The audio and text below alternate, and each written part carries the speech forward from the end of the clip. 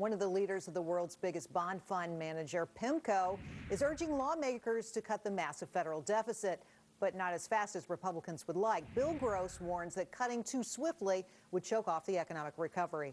Time to let the Willis watchdogs out. Ben Ferguson is a radio talk show host in Memphis. Larry Winget is a best-selling author in Phoenix. And Kimberly Guilfoyle is a Fox News legal analyst. Larry, let's start with you.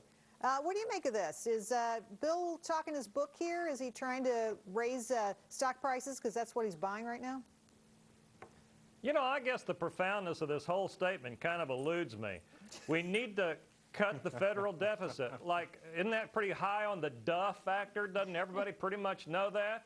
And is there really a concern that we're going to do it too quickly? Isn't the real concern that we're not going to do it quickly enough? It's not like we're going to knock $1 trillion out of the deficit in the next few months or probably the next few decades. So I kind of don't get the whole argument he's making. Kimberly? I don't get it either. That's like asking Charlie Sheen to slowly wean himself off of porn stars and cocaine. It's just not going to happen. We're addicted to spending. We love deficits. It makes our eyes light up. But, Ben, there is hope for us, right? No.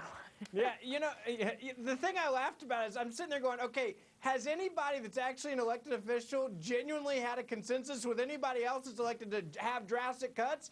The answer is no. And with this president, we know there's not going to be consensus. So for him to say this, I really wondered, I was like, did he just wake up this morning and decide to put a suit on and say, I'm going to say something that sounds like a college tenured professor and somebody will think I'm brilliant? I think that's what his goal was because it didn't make sense in the real world. Well, I think he likes giving advice. I'll say that. All right, next story. South Carolina Senator Jim DeMint is introducing a bill completely defunding National Public Radio and the public broadcasting system. Today, DeMint also wrote an op-ed in the Wall Street Journal complaining about the $430 million public broadcasting is set to get this year.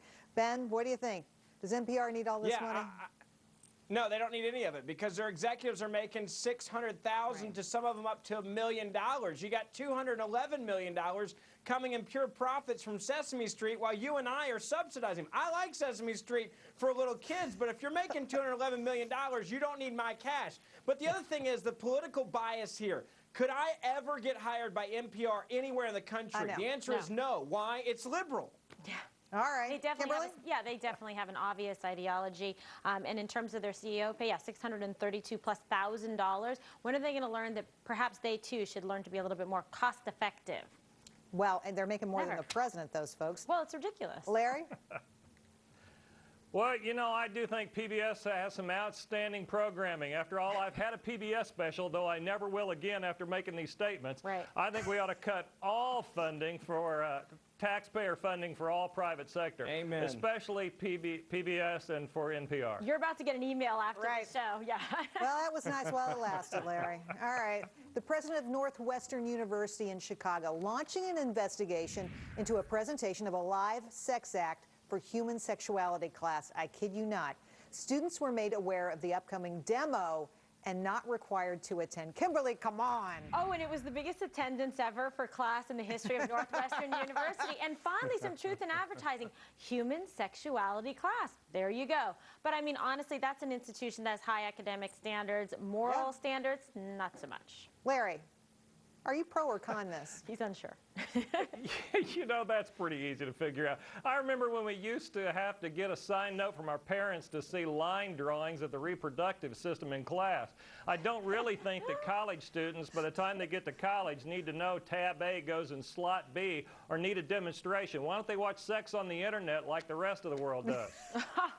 All righty then, Ben. Can you top that? I don't know. That's pretty good. Hey, I love education. I love college. I hate college teachers. I hate college professors that are nut jobs like this. Anyone knows that if they didn't have tenure and they couldn't get fired, that you don't do this. But this is what we have screwing up America's young people is crazies like this that say, hey, they can't touch me. They can't fire me. Remember, that on top of all this, you had the president of the college come out this week and back him for a couple days until everybody like us got a hold of this. I mean, this is why America is so bad right now when it comes to our young people. Live sex act. I can't get over that. All right, guys, we got to go. The college said, invite me next time. Ben, Larry, and Kimberly, thanks for helping us out.